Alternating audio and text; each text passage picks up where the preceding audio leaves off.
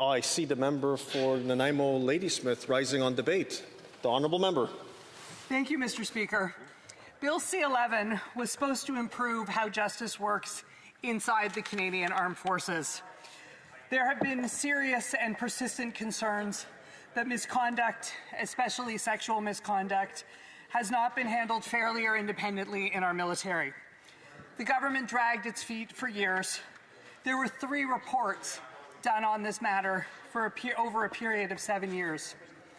Finally, with the tabling of this bill, the government appeared to be addressing these issues. The initial draft of the bill proposed to move serious cases, including sexual assault, into the civilian courts. Many expected this move to be welcomed and to be seen as a serious step towards better accountability and stronger protection for victims. The committee system in the House of Commons is designed to allow members of Parliament to examine legislation in depth. Committees act as the engine room of this place, Mr. Speaker, and every so often we find out in our committees that we were wrong. That is what happened with this bill. Because it turns out that our military did not wait for government to act. In the years between the release of the Deschamps, Fish, and Arbour reports, our military implemented mandatory duties to report. They trained the chain of command, military, police, and healthcare providers. They implemented a victims' rights charter and provided access to independent legal supports and access as well to victim liaison services. They haven't solved all of the problems, Mr. Speaker, but they took some pretty big steps forward that make military tribunals the forum of choice for some victims. An incredible and very credible group of witnesses came to the Defence Committee hearings on this bill and told us so. In response, Conservative members of the Defence Committee worked with members from all opposition parties to improve this bill, to respond to the reasonable proposals by survivors and experts that military sexual assault victims be allowed to play a role in determining whether their cases will be investigated and heard in civilian or military courts. They asked for choice, and the committee worked to embed that choice into this bill.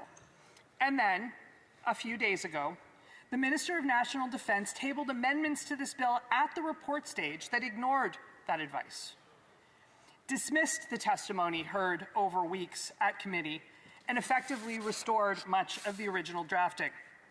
When I last rose to speak to this bill, I tried to drive home the point that this debate is about more than just legislation. It's about trust.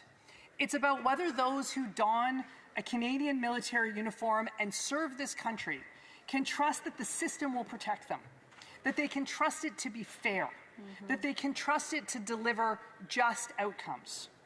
Yesterday, I spoke at a ceremony in my community commemorating the 81st anniversary of the Battle of the Atlantic. We had more than 50 air and sea cadets participate, more than 50 young souls that are the future of our military, souls that Canada may yet send off to war. And the cadets were excellent, Mr. Speaker. They participated in the Colour Guard, they stood sentry at the cenotaph, they helped dignitaries lay wreaths. One played the last post and the lament on her bugle, another read the prayer for the Air Force, and another read the roll call of ships lost, while yet another rang the bell. It was beautiful and inspiring, and our community is so very proud of them.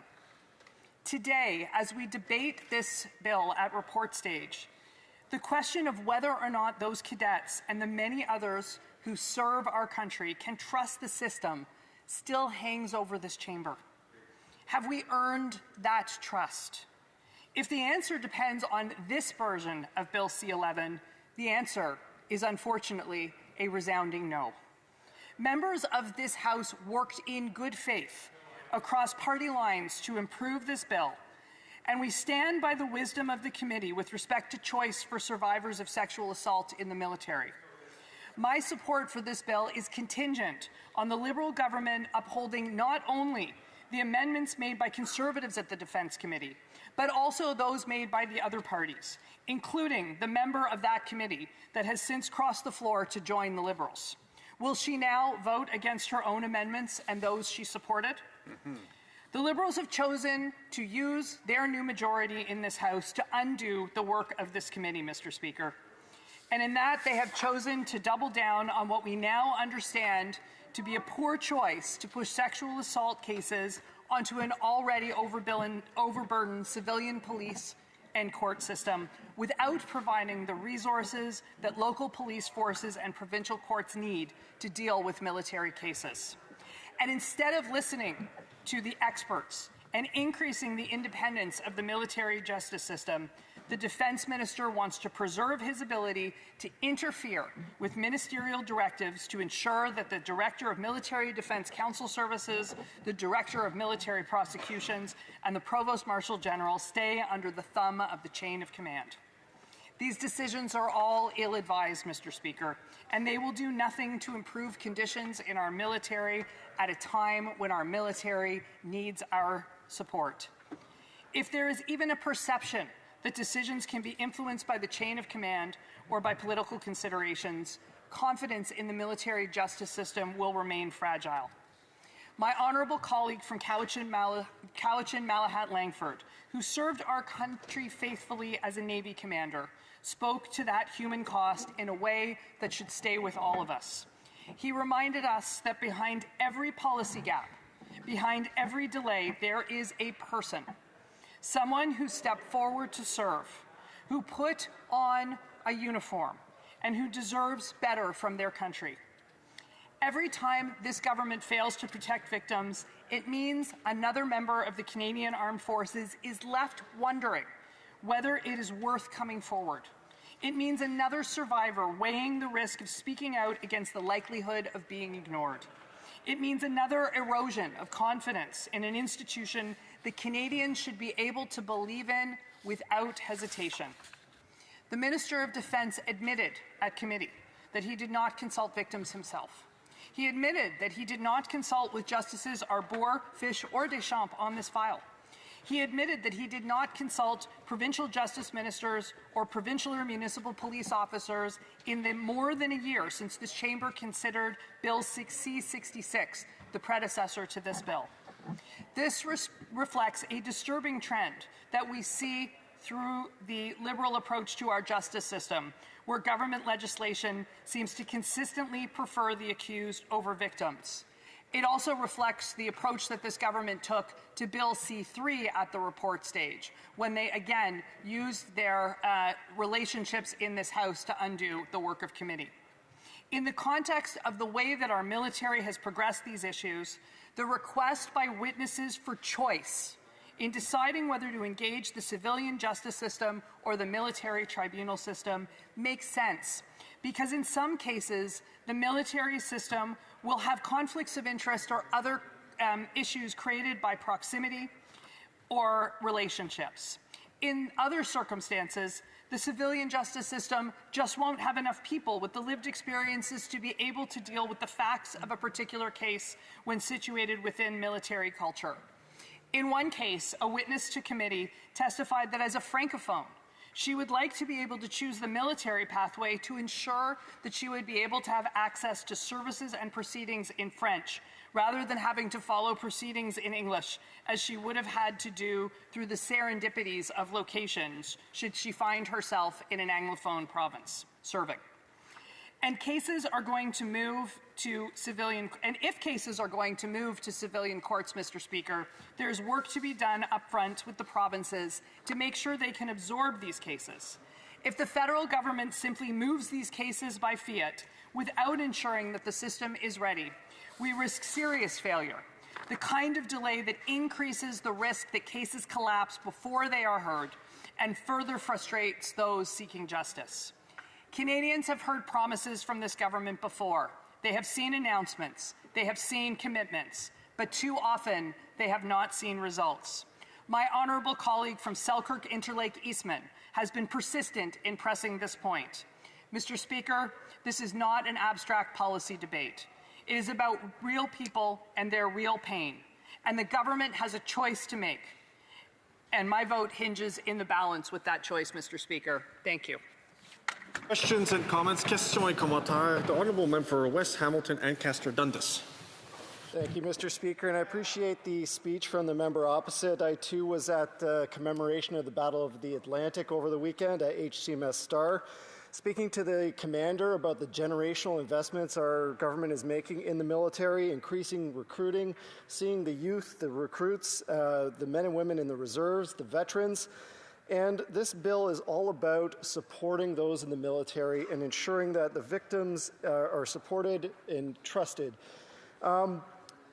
Working with Justice Arbour's recommendations, she mentioned civilian courts. I was wondering if she could expand on what needs to be done specifically, provincial courts.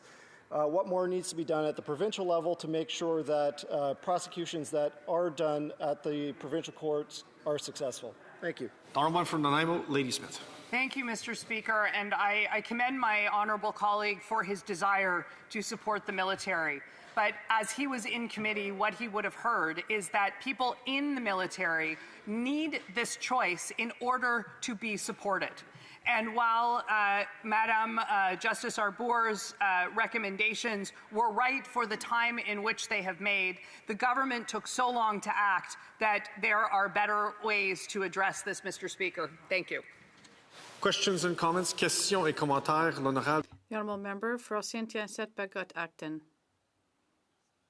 I'd like to thank my colleague for her speech. She talked about that work we did at committee, and it showed that when they had a minority government, because that's when how they were elected a year ago, they didn't have a majority government. It showed that they were able to do something together, and I'm a block member of this committee. I worked a lot with my Conservative members and the NDP member on this. They proposed similar motions to what we ended up adopting. But what does she think about the fact that now this consensus is threatened by a government that is no longer a minority government, even though it's pretending that it's extending a hand to us, and now they are ending debate? I'd like to thank my honourable colleague for his great question. That I really struggle with, Mr. Speaker, because we face allegations every day in the House from our colleagues across the way that we are obstructionists, that we are standing in the way.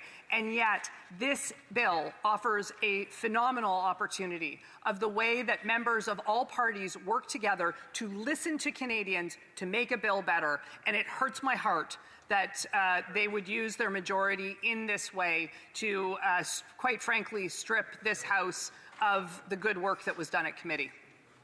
Questions and comments? Questions et commentaires. The Honourable Member for Selkirk, Interlake Eastman. Thank you, Mr. Speaker. I want to thank my colleague from Nanaimo, Ladysmith, for her very strong speech and taking the time to actually review the testimony that we heard in committee and using that in her debate today on Bill C-11, and now that we have closure on it. The Liberals continually are using the Arbour report as their shield on why they're plowing ahead with these changes, which the military and justice experts and veterans are saying that they do not want. The interesting fact in this is that the committee heard from the very survivors of military sexual trauma, who also talked to Justice Arbour, and they've discovered that over the last 5 years, since they brought in the choice in the system and got moved over into the civilian system, that they were not receiving justice because of the Jordan framework, because of the higher thresholds to actually prosecute. And at the end of the day, there is no accountability within the chain of command. Will my colleague please comment on that as well? Honourable Member for Nanaimo, Ladysmith. Thank you, Mr. Speaker. I want to thank my colleague for that question because I actually happen to have had the privilege, before I was elected to this place, of being able to work with Madam Justice Arbour for a year when I worked at the ICTY in The Hague. And I know the kind of work that she does, and there is no doubt in my mind that had that the work that she did and the report that she provided was one of the things that allowed the military, our military, to be able to make progress with respect to the issues that are addressed in this bill. I only wish that the Defence Minister had taken the time to listen to people the way that Madam Justice Arbour does, and possibly to consult with her so that we would know so that we could have avoided the mistakes that were made with this bill. Thank you.